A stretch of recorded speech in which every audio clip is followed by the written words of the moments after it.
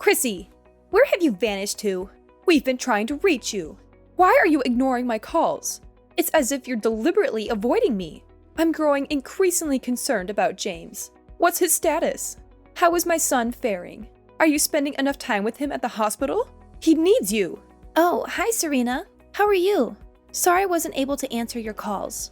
I've been very busy at work, so I haven't been able to answer the phone a lot of the time. Regardless of work, you should keep us updated. It's not that difficult to answer or make a call. I apologize. Today was particularly hectic and I couldn't get back to you. Enough with the excuses. It comes off as insincere and lazy. So, how is James? Any improvements? His condition remains stable, neither better nor worse, but he seems to be sleeping a bit more than before, which is a slight improvement. So, he isn't really improving then? Just maintaining the status quo? Well, he started eating a little bit now, which is definitely a positive sign. We should be grateful for that. But that doesn't necessarily mean he's getting better, right? Seems like he's still in the same condition. Yes, overall that's true. All we can do is wait and hope for the best. I haven't lost hope yet. I know he's been fighting this illness for a long time, and it must be exhausting. Wouldn't it be better for him to be cared for at home now that his time is nearing? He insists on fighting till the end and doesn't want to come home to die. I respect his wishes and will stay with him at the hospital as much as I can. I want him to keep fighting, even if it's just one day at a time. It might be selfish of me, but I don't want to lose him. Then why don't you spend more time with him at the hospital? He needs your support now more than ever. You shouldn't just carry on with work while he's battling for his life. I agree with you, and I want to be by his side as much as possible too. But if I don't work, we won't be able to pay our bills. That's our harsh reality. You can be so cold-hearted sometimes. Is it all about money? Surely there are things more important than that. If it were me, I would even go into debt just so I could be at his side during his time of need. Well, James is telling me that I should keep working and making money, so that's what I'm doing. It's as simple as that. He and I are on the same page. And I'm actually headed over to the hospital to see him right after we finish this call, so that'll be good.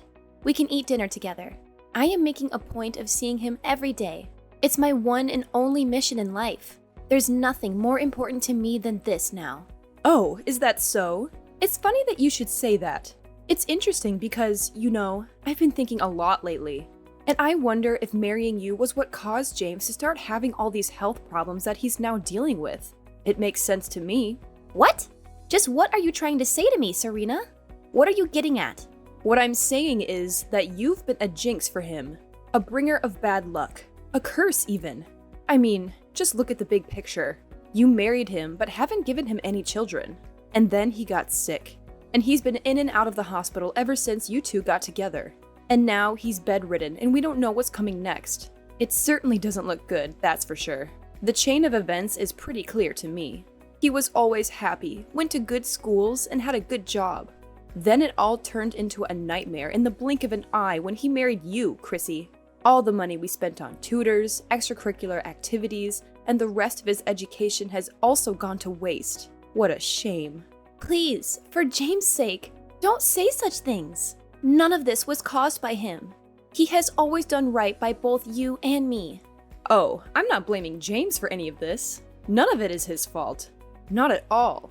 But his judgment about you has definitely been poor. Because no matter how hard I try to see it from his perspective, I'm just amazed that he let himself get involved with a low-class woman like you. He should have split up with you right away. But, of course, he wouldn't listen to our advice on the subject, as usual. That's how he's always been. Hard-headed and stubborn. My brilliant son only became like this after marrying you. A single mother with only a high school education and nothing to offer him. Serena, please. Save this for some other time. Now isn't really the time for all this, is it? Oh, isn't it? Then when is a good time for me to say it to you? I've held my tongue for too long now. I can't keep quiet about it any longer. So here it is. I've never liked you. And it's always been obvious to me that you are bad for my son in every way. I see no redeeming qualities in you. But James has always been your ally and supporter and has defended you. But then he got sick and couldn't take care of you anymore. That's why I'm saying all of this to you now. The time has come. Serena, I am sorry I haven't been the daughter-in-law that you wanted me to be. I really am. However, I fully intend to be the best wife and caregiver to him that I can be, and to take better care of him than anyone else can. Like I said, it's my one and only mission in life now. So I will continue to love and support him with my full effort and devotion, just as I have been doing throughout this whole ordeal. You can count on that. You'd better. It'll be a real problem for everyone if you dump him now, after he's gotten sick and can't do anything useful. That would be a disaster for everyone involved. After all, who would look after him then? Us? We certainly couldn't take care of him the way that he needs to be cared for now. Look, just do what you're supposed to do as his wife, and then leave us alone, okay? Don't forget that he's counting on you, and so are we. Just give us regular updates on his condition and let us know if anything changes. It's your responsibility. It's all on you. Okay, I understand, and we'll keep taking care of him as I have been. By the way, are you and Maverick not going to visit him in the hospital? At all? You still haven't been to see him, and he's wondering why. About that. No, we won't be going yet, and that's because we're old and we need to be careful not to get sick. Who knows what kind of germs we might catch if we go and hang around a place with that many sick people in it? That's just asking for a case of the flu, COVID, or who knows what. Plus, if we got sick, that would just be one more thing for James to worry about, wouldn't it? That won't do. Not at all. It's best not to take that risk. So no, we won't be visiting him at the hospital, out of an abundance of caution. That's actually another good reason to bring him home, by the way. Oh, I see. I guess that makes sense. It'll be hard to explain to him, though. But we're obviously thinking of him all the time. I mean, always. Always sending our thoughts and prayers. And it's precisely because we can't go visit him that we're in touch with you like this, too. Your role in all this is crucial now. So you better be sure to tell him that we're thinking of him, okay? Don't forget. Of course. I don't mind doing that for you and for him, but, you know, James is still able to use his phone. So wouldn't it be better if you and Maverick called him and told him that yourselves? I'm sure he'd love to hear from you. It would make his day. No, thank you. Talking to our child whose life is hanging by a thread? I just can't. That's too much for us to handle. Too much for us to bear. We're too old and fragile for that. I'm afraid it might cause Maverick to have a panic attack or worse. Can you please think a little more of how that would make us feel? Try to see it from our perspective for a change. This is why inconsiderate people are such a problem. They never think about others' feelings. I mean, good grief. Oh, okay. Well, I apologize then. Oh, we're almost at the bus stop for the hospital. I have to go now. Have a good night, Serena. You'd better take good care of our boy. He's the only son we've got. That's pretty much all that you're good for. So don't screw it up.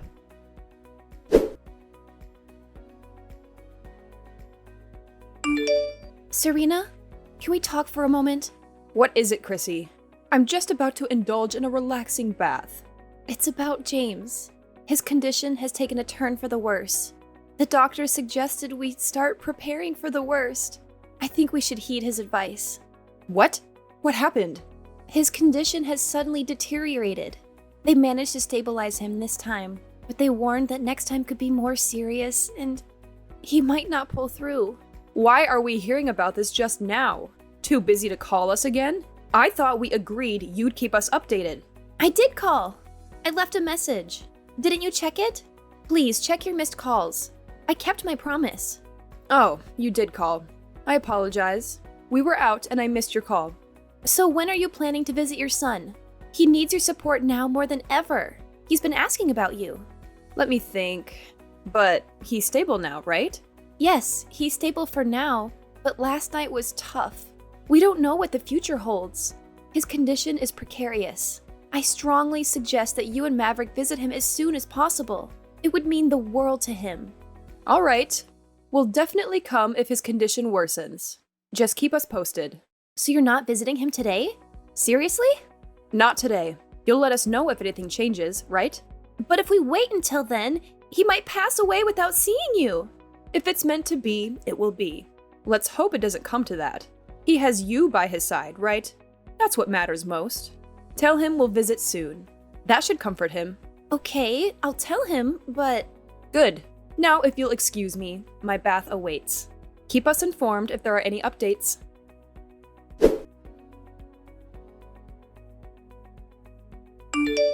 Chrissy, come back here! Where do you think you're going? We're not done talking yet. What do you think you're doing? Running away in the middle of this conversation like that? I have nothing more to say to you. The conversation is over. Oh no, you're not getting away that easily. You really are going to be the disrespectful daughter-in-law all the way until the end of this, aren't you? Are you serious? After the cremation, you actually slapped me in the face, Serena. How did you expect me to react? You went completely insane. That was totally out of hand and uncalled for. You should be ashamed. If the family hadn't intervened immediately, I would have called the police. That's a complete exaggeration. Maverick and I were just noticing how disrespectful and inappropriate you were being. What on earth are you talking about? What did I do? I mean, you were all smiles after the funeral, smiling ear to ear for all to see. Shameful. And I didn't see you shed a single tear. Not one. You were laughing and talking with all the relatives, just as happy as you could be.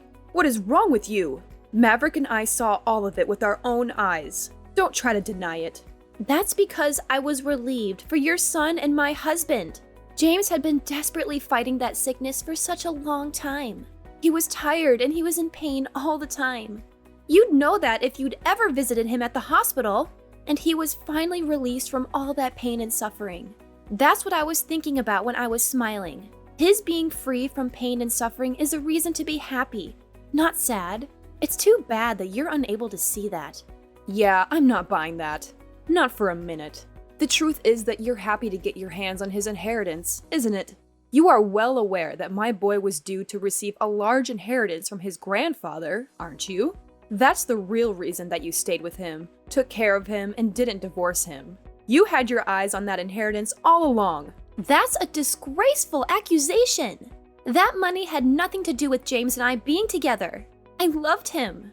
Yes, well, the words of an uneducated single mother simply cannot be trusted. They are a shallow and stupid breed of human, as I've said many times before. Serena, you have no cause or right to speak to me this way. You are completely out of line once again. At any rate, we were extremely upset by your behavior. It was just unseemly and unacceptable.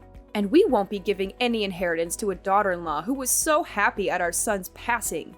And since you say that you don't care about the inheritance, that's okay with you, right? No complaints, right? I mean, you weren't with him because of the inheritance anyway, right? You said so yourself. Of course. By all means, take it all for yourselves. I don't want any of it. Even if there was something that James left behind for me, I couldn't use it anyway. It's all yours. I'm also going to be moving out of our house as soon as possible. What? Moving already? Really? Why? But that house is practically brand new. It's only been a few years since it was built. Yes, that's true. However, I will be moving out soon. Are you saying that you don't want any of your inheritance? None at all? That's correct. I have no need for it anymore. I mean, you have no intention of giving it to me anyway, right? Or might I be able to have just a little of it? If you say that you don't want it, we're certainly not going to give it to you. Why would we do that? You're serious about what you're saying right now, right?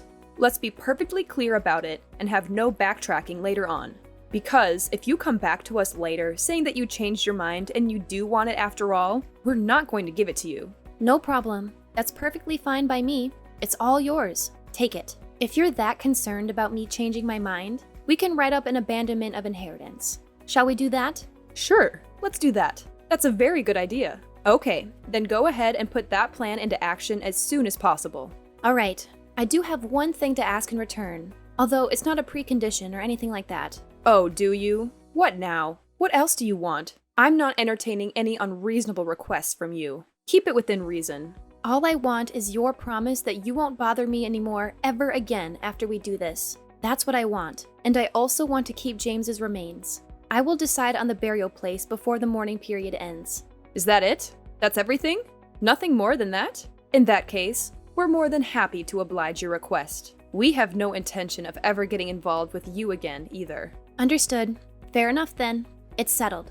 Well then, I will be in touch once I've taken care of the abandonment of inheritance. Thank you for everything.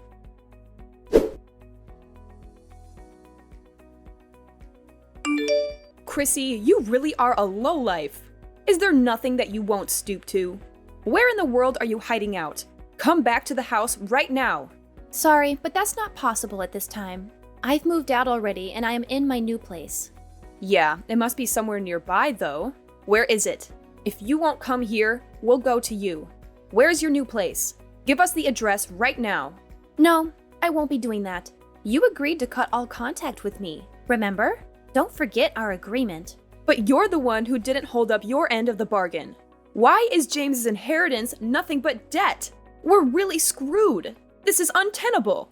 Where's all his inheritance money from his grandfather? Where did it all go? Oh, that? I donated all the money to a worthy charity before James passed away. James wanted it that way. What? What are you saying? As you know, James was suffering from an incurable disease, and it seemed that he wanted that money to be used to help others who are suffering from similar afflictions. What are you talking about? You donated all of it? All of it? There was over $200,000 there. Not to mention the mortgage on the house isn't even paid off yet. When we bought the house, we still hadn't gotten any money from his grandpa. And James was still healthy and working back then, so... But usually, that kind of loan is supposed to be paid off when you know that the borrower doesn't have long to live. Why hasn't it been? We were able to pay the mortgage with just my salary, so that's the way that we left it. That's just what I'm saying. That's not how it's supposed to be done. Leaving debt unpaid when you know that money is coming in is just... Why would you do that? And on top of that, he's got unpaid credit card debt as well. All there is debt. Nothing but debt. What can I say? He was bored in the hospital, so he was doing a lot of therapeutic shopping. It made him happy. You're the wife, and you should have been paying for that. Hey, I had already signed off on my abandonment of inheritance, you know? And as for the credit card, James said that he got it back when he was in college and that Maverick is a guarantor for it. So now you're responsible for that too. Just what in the world are you trying to do to us? Are you saying that James never had any intention of giving us any of his inheritance? Yes. Sorry to say it, but that is pretty much what it looks like to me. And that is also what he wrote in a letter to me and asked me not to read it until after he was gone. So yes, we can safely assume that he had no intention of giving you anything. And you abandoned your inheritance, knowing about all this beforehand? Of course! After all, it was my husband's final wish, and I intended to honor it. It was my duty to honor it, in fact. What are you saying? I don't understand. Why has he been so cruel to us? We raised him from the time he was a baby. This is horrible. Cruel. That's not the kind of boy I raised. Yeah, I'm pretty sure that he was thinking the same thing about you and Maverick, Serena. I mean, you didn't even go to visit him in the hospital when he was dying. So that's why he left you nothing but debt. What goes around comes around. What? What did he say that we did to him? He told me that you didn't care about him, always ignored him and made him do only what you wanted him to do, not what he wanted. And he didn't like the way that you bullied me, his loving wife. Once again, what goes around comes around. So, when James finally got his hands on Grandpa's money, he decided to spend it with joyful abandon. And that's just what he did. And, you know, after he got sick, he told me that he believed that you and Maverick were just waiting for him to die. I think that he probably wanted to get back at you for never even once visiting him while he was in the hospital. I can't really say that I blame him. We were thinking of him and worrying about him in our own way. He should have known that. Were you really? Honestly, after he got sick, didn't you say that raising him had been a waste of time and money? No, that's not true. Well, if you didn't like this inheritance situation, you can always just declare a personal bankruptcy. That's certainly one option. Personal bankruptcy? You must be joking. No thanks. I'd rather we just abandon the inheritance ourselves, too. No, that won't work because you've already taken possession of a few $1,000s in that bank account, haven't you? And I also heard that you've already gone ahead and moved into the house. Is that also true? So, is abandoning the inheritance even an option anymore? Somehow, I don't think so. Huh? What do you mean? We can't abandon the inheritance anymore? Oh, I'm sorry. After all, I'm just a college dropout, and I have no idea about these things. You should probably look into it on your own or consult an attorney about it. This stuff is so complicated, and I'm so uneducated. You witch! You knew all about this all along and said nothing to us. How petty and vindictive! Treating us like this, no matter how cold we may have been to you, is just beyond the pale. We're James's parents, not to mention we're your parents-in-law too. Does this mean nothing to you? Oh, really? Is that so? This outcome was inevitable in my opinion. I can't believe you didn't see it coming, to be honest. After all, you were always ridiculing my high school education and my single motherhood. Honestly, is there a person on earth who would actually want to help you after being treated so badly by you for so long? And he canceled his life insurance. Did you know about that too? How are we supposed to live now? We're screwed. I have no idea. It sounds like you and Maverick need to think and talk things over. Wait, Chrissy, you know, you and I are actually in the same boat, so to speak. How do you figure? Well, we just lost our beloved son, and you just lost your husband. We're both going through the same thing and feeling the same sorrow. So how about helping each other out a bit? James was always saying before that your salary is pretty good.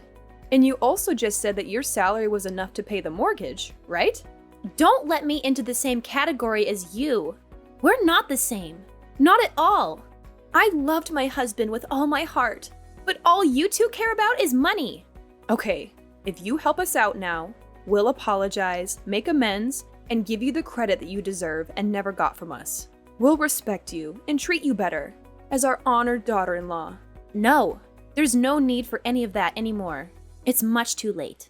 The love of my life is at peace with the angels now, and it's really ridiculous for you to be asking anything of me at this point. James is probably laughing his head off watching all this from up there. Please don't say that. It's just cruel. Please come back and live in the house that you built. Then we can all live together. I mean, isn't it tough being all by yourself? Sure, it's tough being alone, but living with the two of you would be 1,000 times tougher. Don't you feel any obligation or connection to us anymore? After all, didn't we help pay for some of your wedding expenses? Ha! You said that you would help out, but in the end, we never got a dime from you. What? Really? Was that how it happened? I don't remember that. Okay, then I'll do all the household chores and take care of everything for you, Chrissy. How about that? No, I'm perfectly capable of doing all that stuff by myself, so no, thank you. And besides, I have somewhere to be, so you'll have to excuse me now. And just where is it that you have to be? Maybe you're going to visit James's grave? No, I have to be at the police station. Why do you have to go to the police station? Because you slapped me, remember? I need to go file a police report about it. It was assault. Plain and simple. What? You're doing that now, after all this time has passed? Well, it's up to me when I decide to report it. Unfortunately for you, there's no statute of limitations. And it looks like a family member is willing to be a witness for me too, so... Wait just a minute. Chrissy, please. Please forgive us. No, I most certainly will not forgive you. I fully intend to repay you for the horrible way that you've always treated me. It's only fair, after all.